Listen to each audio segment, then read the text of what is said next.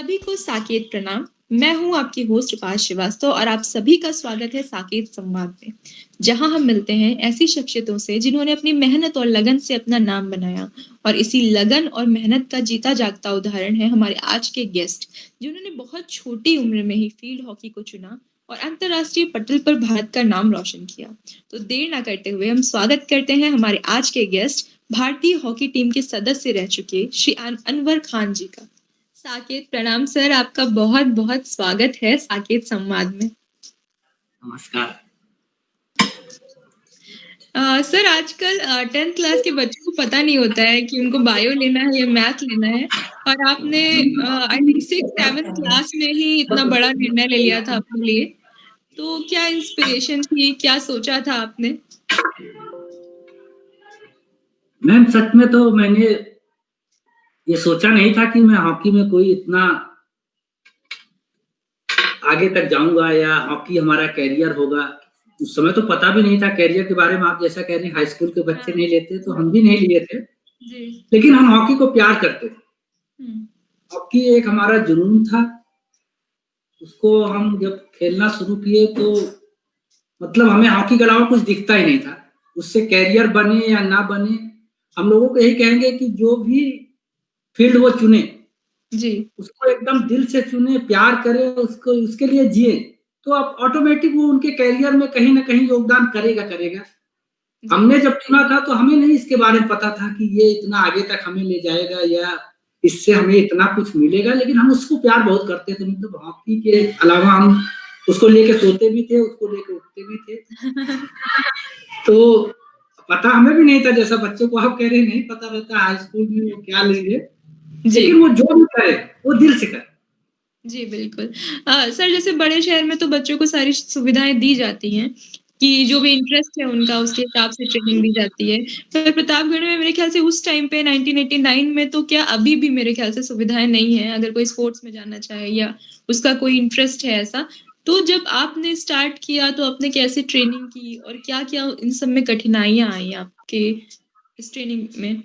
ये तो आपका कहना सही है कि उस समय तो कोई सुविधा नाम की तो कोई चीज नहीं थी, और आज भी अभी उस हिसाब से सुविधा नहीं है जिस हिसाब से अभी ओलंपिक में मेडल, वर्ल्ड कप में मेडल लाने के लिए खिलाड़ियों की जरूरत है।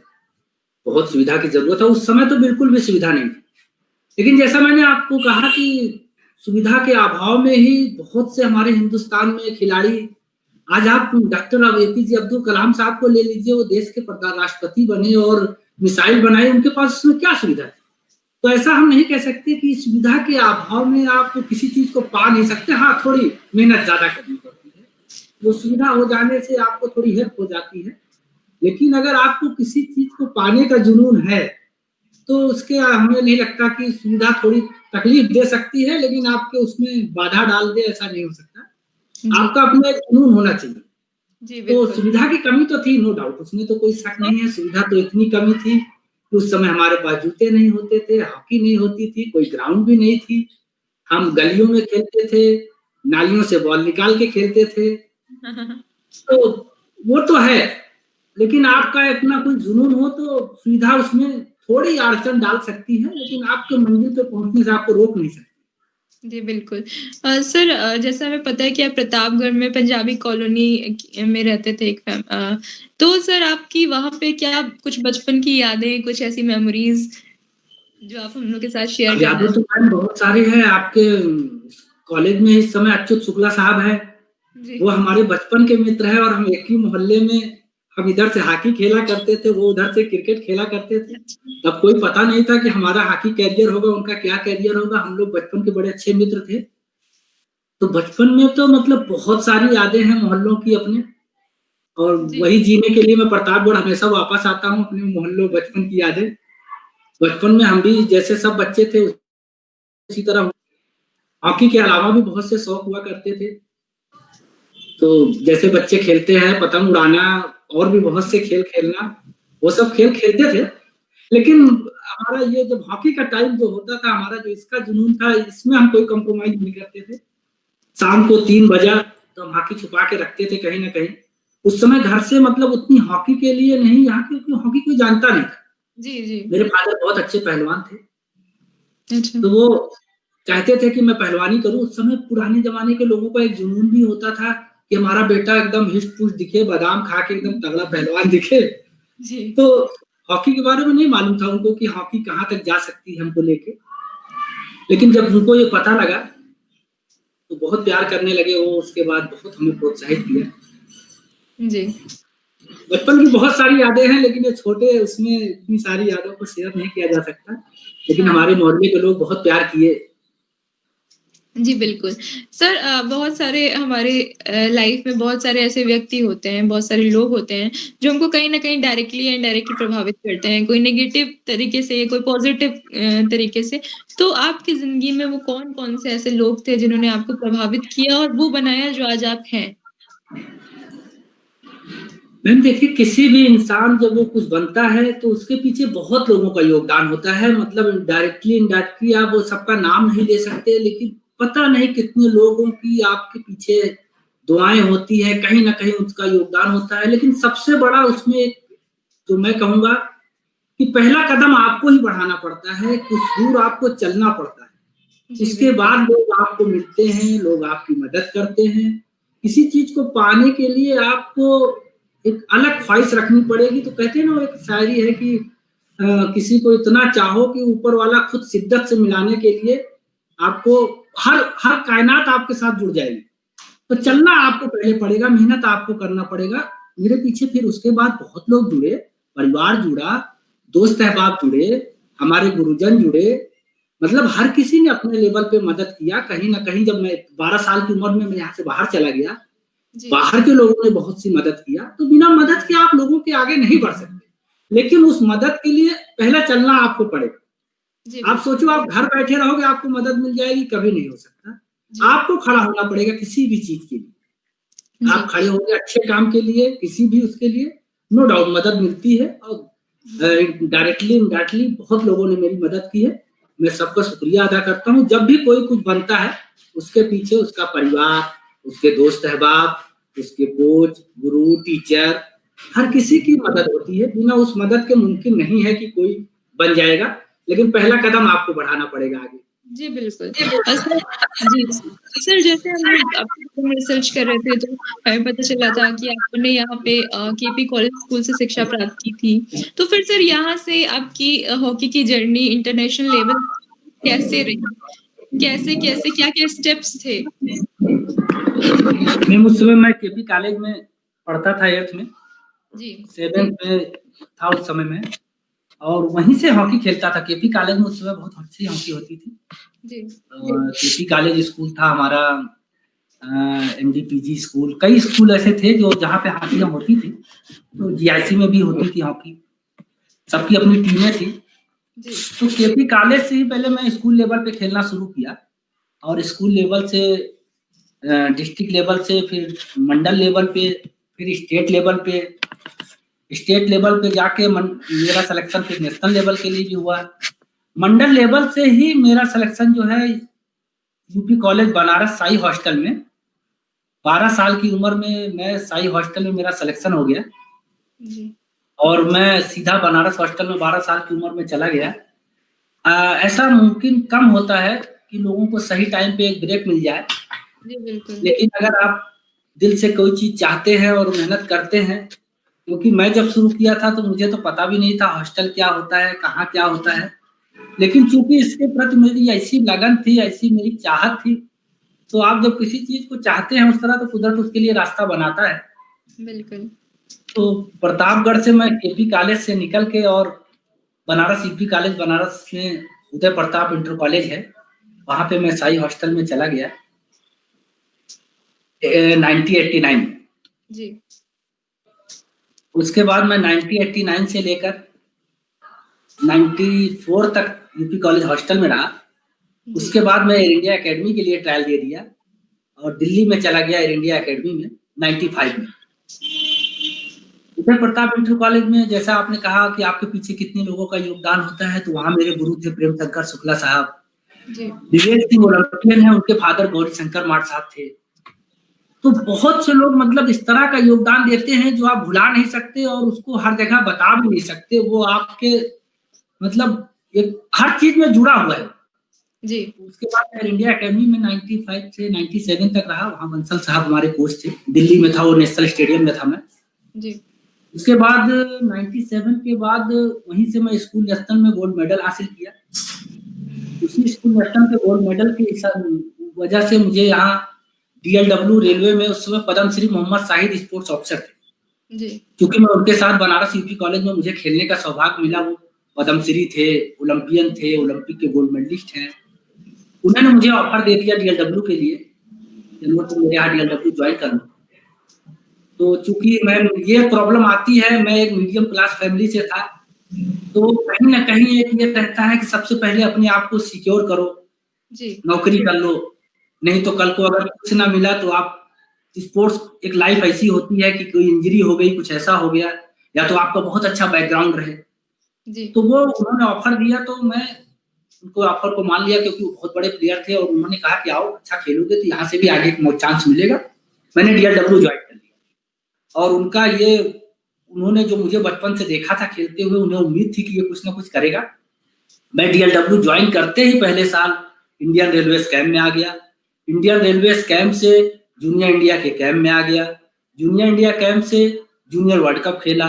जूनियर वर्ल्ड कप खेल के सिल्वर मेडल लिया और वापस आके सीनियर इंडिया टीम में भी आ गया। तो ये शाहिद भाई की दूरदृष्टि थी, उन्होंने ऐसा देखा था, ऐसा उनको लगा कि आपको कहीं भी आप ऐसी जगह ज्वाइन करते हो तो आपके अंदर अगर टैलेंट है तो आप, वो टैलेंट एक जगह दबा नहीं रहेगा, कहीं भी आपको अगर मौका थोड़ा सा भी मिल गया तो वो बाहर आ सकता है।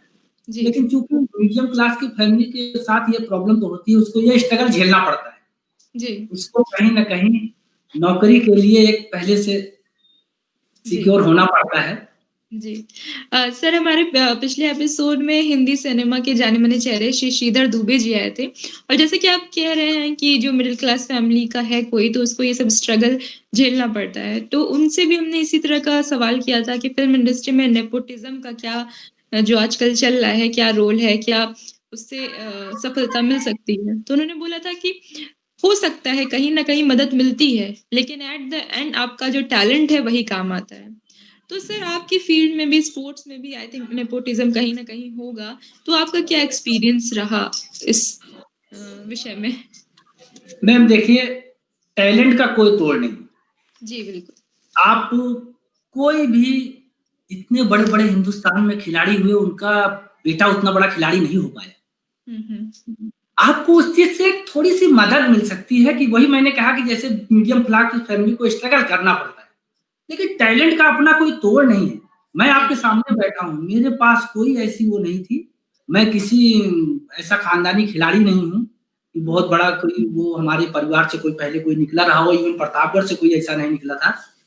तो टैलेंट किसी का मोहताज नहीं है जी। और टैलेंट का कोई मुकाबला नहीं है और टैलेंट को कभी कोई हरा नहीं सकता है। जिसके पास टैलेंट है, वो गरीब है, अमीर है, कुछ भी है, वो अपना मकाम बना के रहेगा टैलेंट जी। उस, जो आप उससे बोले, उससे थोड़ी मदद मिल सकती है, उसको एक बैकग्राउंड मिल जाता है। अगर उनमें फिर टैलेंट है तभी वो किसी जगह पे ठहर सकते हैं। नहीं तो आप सोचिए कि बहुत बड़े प्लेयर का बेटा है और वो भी बहुत बड़ा प्लेयर बन जाएगा और बहुत बड़े साइंटिस्ट का बेटा है वो साइंटिस्ट बन जाएगा, ऐसा मुमकिन नहीं है। आपको आपका टैलेंट ही आपको उस जगह पे पहुंचा सकता है और उस जगह पे आपको रोक सकता है। जी, बिल्कुल सही बात है। हो सकता है कि वहाँ तक पहुँच जाएँ, पर आपको रुकने के लिए और अपनी पहचान बनाने के लिए टैलेंट की ज़रूरत पड़ेगी। सर, हॉकी के लिए जी, जी। सर, आप जैसे बहुत सारे जिन्होंने भारत को अंतर्राष्ट्रीय पटल पर सम्मान दिलाया, पर जब बात आती है पैसे की या फ़ेम की, तो भारत की सरकार आप लोग को भूल जाती है। तो अब भारत में हॉकी खिलाड़ी जिसने कई सारे पदक जीते हैं, तो एज़ खिलाड़ी आपको कैसा लगता है? क्या फ़ील होता है? मैम, सबसे पहला तो ऐसा है कि जब हम खेल शुरू करते हैं तो अपने देश के लिए खेलना शुरू करते हैं, पैसा-वैसा हम लोग के लिए तब मायने नहीं रखता है। कोई चीज़ ज़रूरत हो सकती है भाई, पैसा, और सरकार अब आज के समय में कर रही, पहले से बहुत ज़्यादा अभी इसमें वो आया है। बाकी ज़रूरत तो देखिए हमेशा इम्प्रूवमेंट की ज़रूरत रहती है, जितना कर रहे हैं उससे और ज़्यादा करने की ज़रूरत है, लेकिन पहले से सरकार मदद करती है। अभी बहुत ज़्यादा हॉकी में मदद आ गई है, बहुत सी अभी हॉकी खिलाड़ियों को पैसा भी मिलने लगा है, लेकिन अभी गुंजाइश है बहुत ज़्यादा हेल्प करने की। जैसा कि आप बोली और चीज़ों की अपेक्षा, क्रिकेट की अपेक्षा हॉकी को, उसमें कहीं न कहीं हमारे हॉकी प्लेयरों की, हम लोगों की भी अपनी एक वो रहती है कि हम जो हॉकी खेल के हमको हॉकी से कुछ मिलता है, हम हॉकी की तरफ वापस नहीं आते। जी। हमको हॉकी से नौकरी मिली, हम किसी बच्चे को एक हॉकी देना ही नहीं चाहते। सोचते हैं सरकार ही देगी, ऐसा नहीं है। जब आपको देखिए हम एक सरकारी नौकरी कर रहे हैं, हमको हॉकी से ही नौकरी मिली, तो हमारा फर्ज बन जाता है कि हम अपनी जगह कहीं भी हॉकी के लिए वापस आए। अगर हमारे हिंदुस्तान में इतने हॉकी खिलाड़ी हैं, वो सब ऑफिस में बाबू बन गए, तो बाबू बनने के लिए तो दूसरे बाबू हैं। आप हॉकी से आप बाबू बने हो, तो आप वापस हॉकी में कुछ नहीं कर सकते, तो एक बच्चे को कहीं भी जाके एक हॉकी दो। तो अगर हम सब हॉकी वाले वापस आएंगे, जुड़ेंगे, और जैसे देखिए अब मैं यहाँ पे शुरू किया अनवर हॉकी सोसाइटी, जी। आज वहाँ 100 बच्चे खेल रहे हैं। अब वो सिर्फ बच्चे आते हैं, उनके गार्जियंस को भी आना चाहिए, उनसे जुड़ना चाहिए। वहाँ शुरू करके आज देखिए उसकी बदौलत ही हमारी आपसे मुलाकात हो पाई। आज साकेत कॉलेज में क्यों आपके सामने आया हूँ, उस हॉकी की वजह से। तो हम हॉकी वालों का फर्ज बनता है, इसी तरह पढ़ाई वालों का फर्ज बनता है कि वो अपनी चीजों से जुड़े। जी। तो खाली सरकार को दोष देना अच्छा नहीं रहता। सरकार के पास बहुत सारे काम है, सरकार अपनी तरफ से कोशिश करती है हेल्प करने की।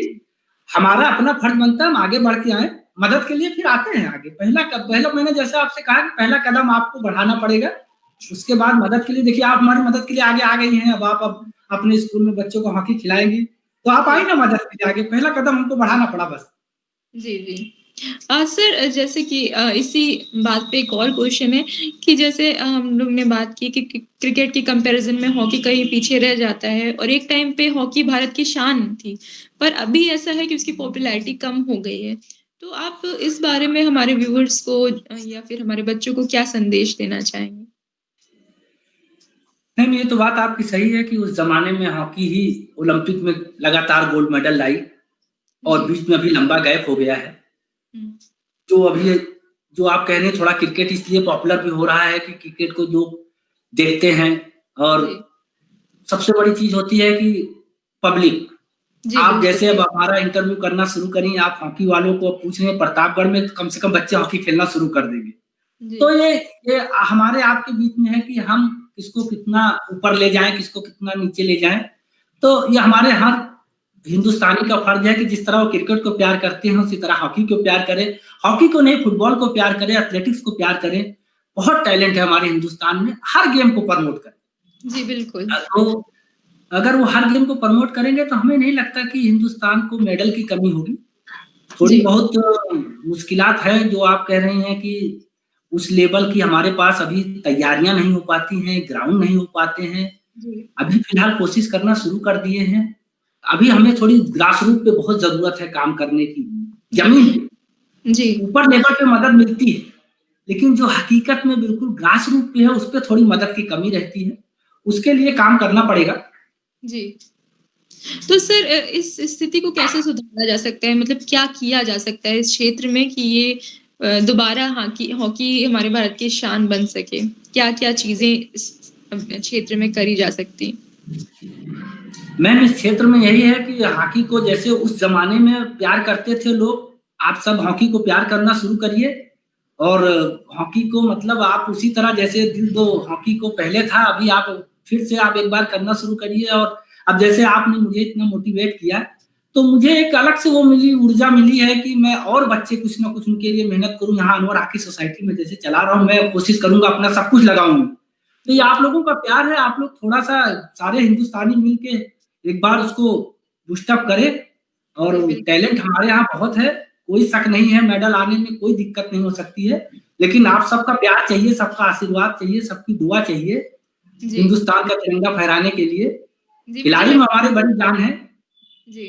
जी, मुझे लगता है इस प्लेटफ़ॉर्म के माध्यम से बहुत सारे हमारे व्यूअर्स, हमारे जो स्टूडेंट्स हैं, आपकी बातों को सुन रहे होंगे, तो ज़रूर आपकी बातों पे अमल करेंगे।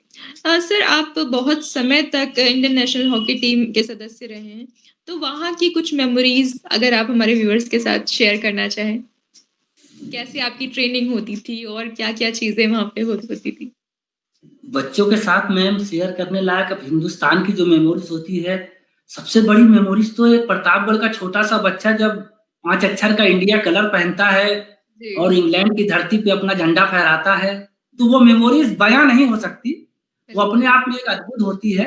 जब वहां खड़े होके हम अपने राष्ट्रगान को पढ़ते हैं, तो वो अपने आप में एक अद्भुत है। वो किसी चीज से खरीदा नहीं जा सकता, वो किसी चीज से, और उसको आदमी एकदम से बयां भी नहीं कर सकता। वो अलग अनुभव है। उसके लिए बच्चे मेहनत करें, एक बार अपने हिंदुस्तान का तिरंगा लहराएं, जी, तो बिल्कुल वो अपना ही अनुभव जो होगा उनको अद्भुत होगा। जी।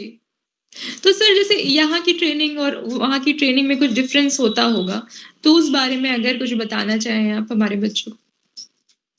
मैम, यहाँ की ट्रेनिंग वहाँ की ट्रेनिंग में डिफरेंट तो है, क्योंकि हमारे हिंदुस्तान की बहुत बड़ी पॉपुलेशन है, बहुत बिल्कुल। लोग हैं यहाँ, उन सब की छोटी-छोटी कंट्री रहती है।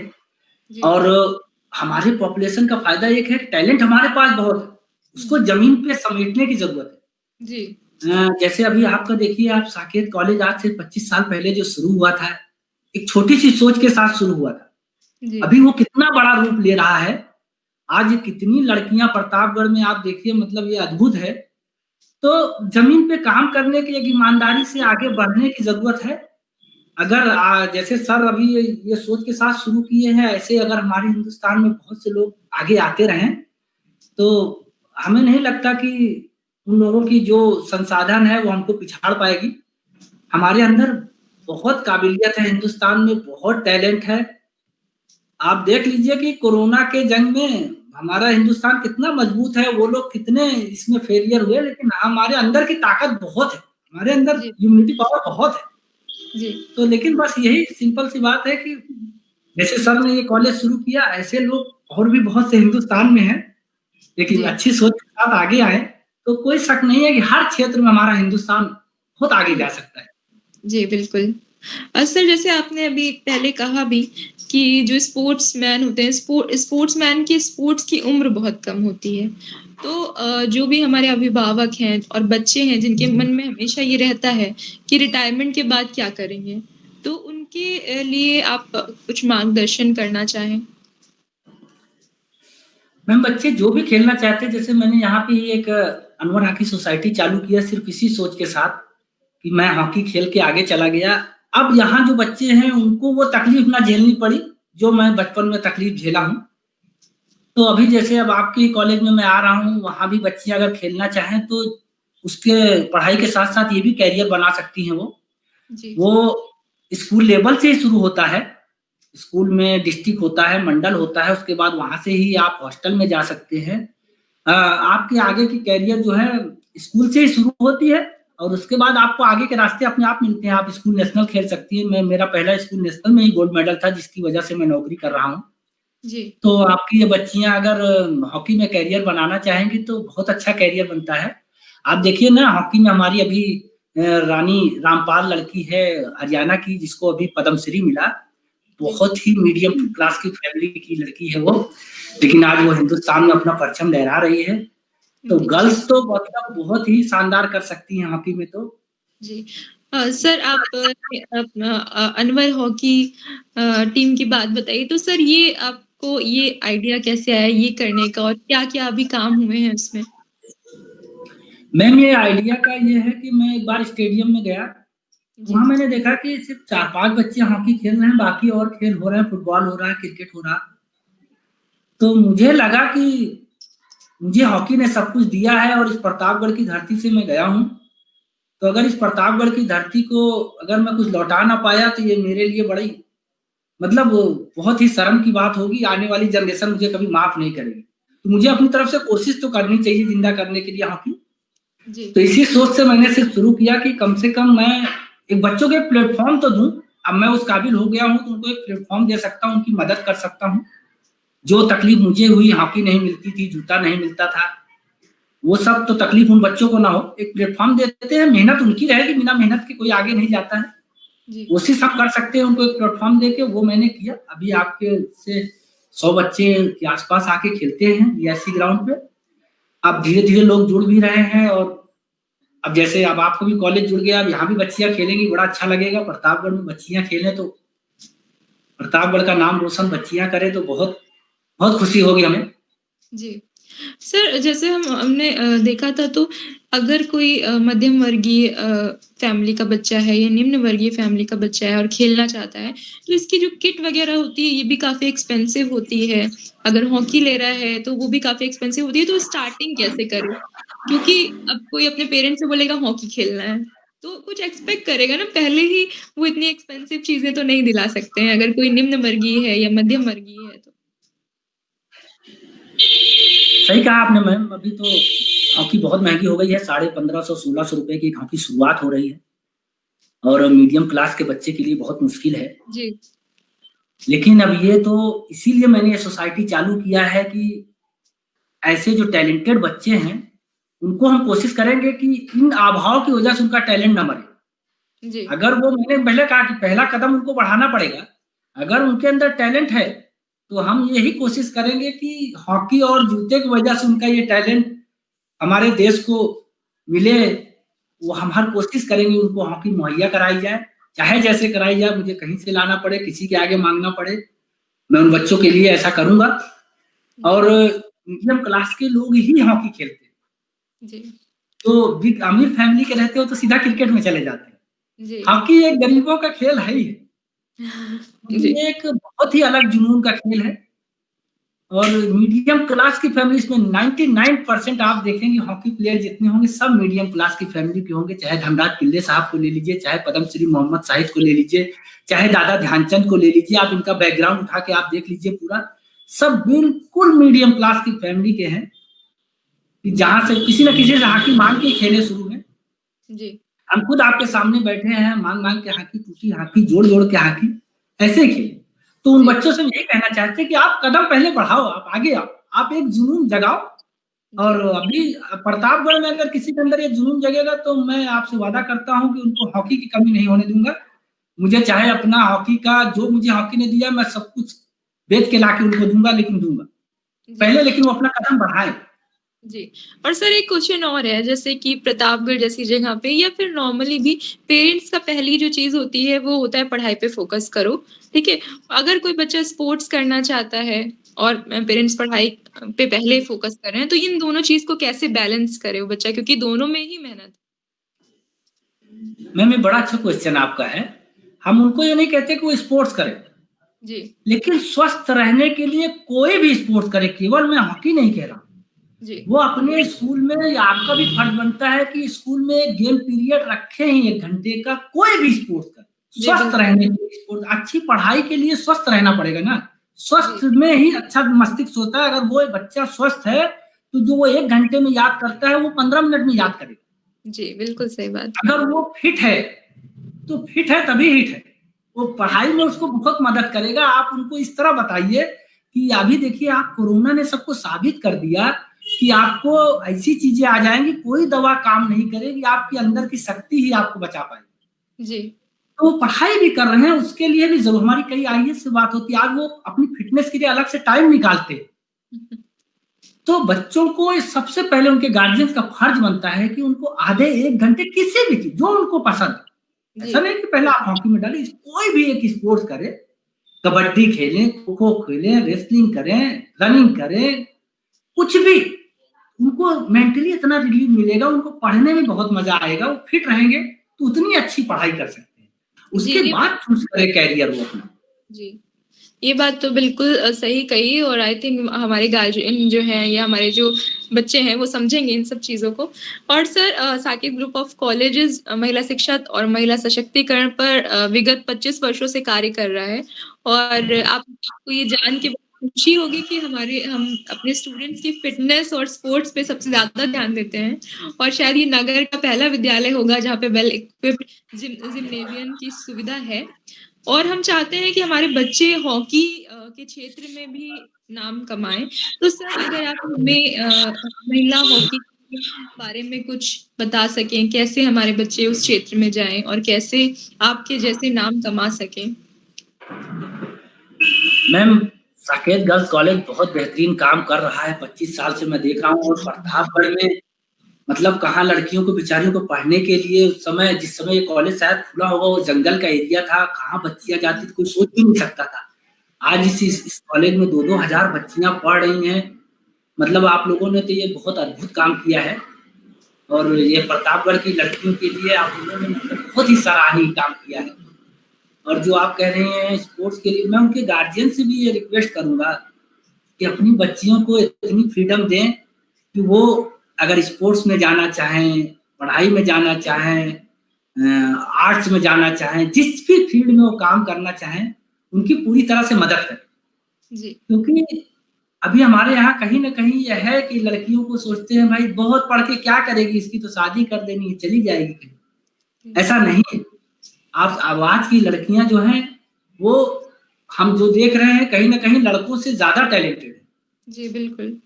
उनके अंदर एक किसी चीज़ को पाने की एक अलग वो होती है, वो जिस चीज़ को ठान लेती हैं करने की, वो लड़कों से बेहतर करती हैं। आप देखिए 12th तक उनका कितना अच्छा रिजल्ट आता है। उसके बाद उनको बेचारियों को कहीं न कहीं एक तरफ कि अब तुमको शादी करना है, ये करना है। तो जी। हम गार्जियन से रिक्वेस्ट करेंगे कि उनको एक मौका दें, तो जी, प्लेटफ़ॉर्म दें, उनकी मदद में आगे आएँ और उनको भी परचम लहराने का मौका दें। जी। और जिस तरह बेटे नाम कर सकते हैं, उससे 4 गुना बेटियाँ नाम कर सकती हैं। तो ये गार्जियंस का फर्ज़ बनता है, उनके साथ कंधे से कंधा मिला के उनको आगे बढ़ने का मौका दें। और हम बेटियों से रिक्वेस्ट करेंगे कि वो अपने माँ-बाप की रिस्पेक्ट करें। उनका जो हक है, वो उनको कहीं न कहीं एक उस दायरे में ला के रखें कि पापा आप हमको अगर छूट दे रहे हैं, तो हम आपके इस पे उम्मीद पे खरा उतरेंगे। और जो आपका हक है, उसके लिए जो आपकी ज़िम्मेदारी है, मैं उसमें तत्पर रहूँगी और हमेशा आपके कहने पे रहूँगी। तो माँ-बाप दोनों का फर्ज़ बनता है वो बेटियों को सपोर्ट करें, उनको आगे बढ़ने का मौका दें और बेटियों जी। का फर्ज़ बनता है कि अपने माँ-बाप के लिए जी। सर जैसे कि अभी हमने आपसे पूछा था कि स्पोर्ट्समैन के स्पोर्ट्स की आयु बहुत कम होती है। तो अगर हम महिला हॉकी की बात करें, तो अगर कोई विमेन हॉकी में जाती है और उसके बाद फिर एक टाइम के बाद स्पोर्ट्स वो खत्म हो जाती है वो चीज़, तो उसके बाद फिर वो क्या कर सकती है? मैम देखिए अभी मैं 2010 से हॉकी छोड़ चुका हूँ। जी। लेकिन हॉकी से ही जॉब मैं कर रहा हूँ। आज मैं ओएनजीसी में as a senior security officer हूँ, oil and natural gas corporation में। और हॉकी का करियर आपने जैसा कहा छोटा होता है, लेकिन जितने साल आपने खेला, वो आपने जो सीखा है, वो आप किसी को दे तो सकते हैं। जी, बिल्कुल। तो करियर के लिए ऐसा है कि आप जब हॉकी खेलेंगी, खेलने के बाद आपको नौकरी मिलेगी। नहीं नौकरी वहाँ ऐसी नौकरी मिलती है, बीपीएड करती हैं आप, एमपीएड करती हैं आप, एनआईएस करते हैं आप, कोच बनते हैं आप। तो कभी स्पोर्ट्स खत्म नहीं होता। आपकी जब तक ज़िंदगी है, तब तक आप सिखा सकती हैं। जैसे आप एज़ ए टीचर आप पढ़ा रही हैं, उसी तरह आप जो भी स्पोर्ट्समैन जिस फील्ड में है, जी। वो पूरी ज़िंदगी काम कर सकता है। एक समय तक अपने लिए कर सकता है, उसके बाद जब वो छूट जाता है, उसकी खेल खत्म हो जाती है। वो जो चीज़ सीखा है, जो चीज़ किया है, वो अपने आने वाली जनरेशन को आप बाँट सकते हो। तो करियर कभी नहीं खत्म होता है। अभी देखिए मैं हॉकी छोड़ दिया हूँ, 2010 से मैं बिल्कुल छोड़ चुका हूँ हॉकी। लेकिन मैं अभी बच्चों के साथ खेलता हूँ। जी। मैं अभी जाता हूँ जीआईसी उनके साथ खेलता हूँ। इवन मैं अगरतला में बच्चों के साथ मैं जहाँ भी रहता हूँ, जी। वहाँ भी 10 बच्चे इकट्ठा करूँगा, उनके साथ खेलूँगा। तो जी। कभी नहीं खत्म होता। आपका जो अपना टैलेंट है वो कभी खत्म नहीं होता। आप बाँटने की कोशिश करो, उसको अपने पास रख के अपने साथ ले जाने की कोशिश मत करो। जो चीज़ आपको मिली है आप उसको इसी जगह बाँटने की कोशिश करो, कभी खत्म नहीं होता। जी, बिल्कुल टैलेंट तो आपके पास रहता ही है। आप उसको बाँट सकते हैं, टीचिंग कर सकते हैं और भी बहुत सारे मेरे ख़्याल से ऑप्शन होंगे। तो सर बहुत अच्छा लगा आपसे बात करके और अंत में अगर आप हमारे गार्जियन को और हमारे जो बच्चे हैं, उनको मैसेज और कुछ सजेशन देना चाहें, तो?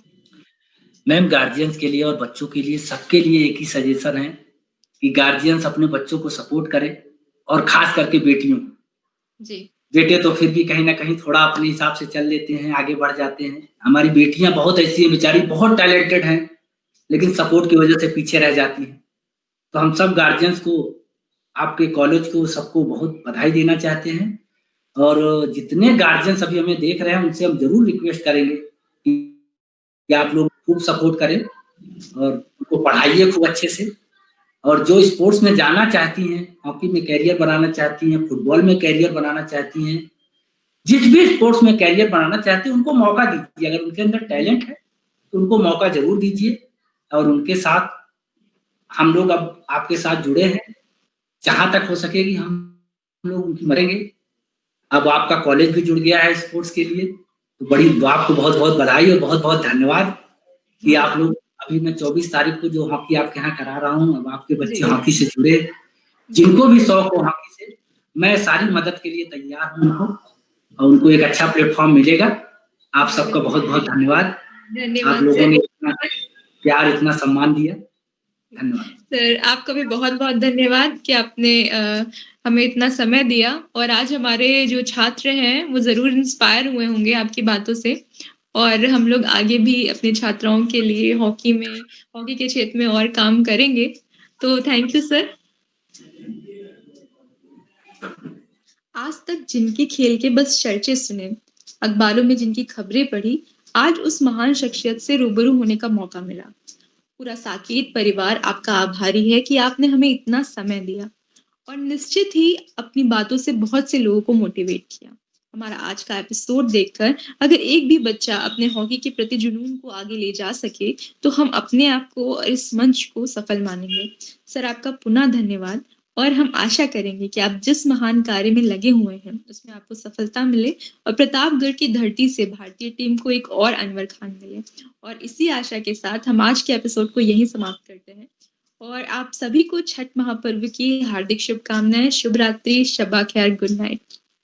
और अगर आपने अभी तक हमारे चैनल को सब्सक्राइब नहीं किया है तो ज़रूर करें और नीचे दिए गए बेल आइकन को प्रेस करना ना भूलें। धन्यवाद। बीएड प्रवेश परीक्षा की काउंसलिंग प्रारंभ हो चुकी है। इसके संबंध में किसी भी प्रकार की जानकारी के लिए आप उपयुक्त संपर्क सूत्र पर संपर्क कर सकते हैं। साकेत परिवार आपके मंगल भविष्य की कामना करता है।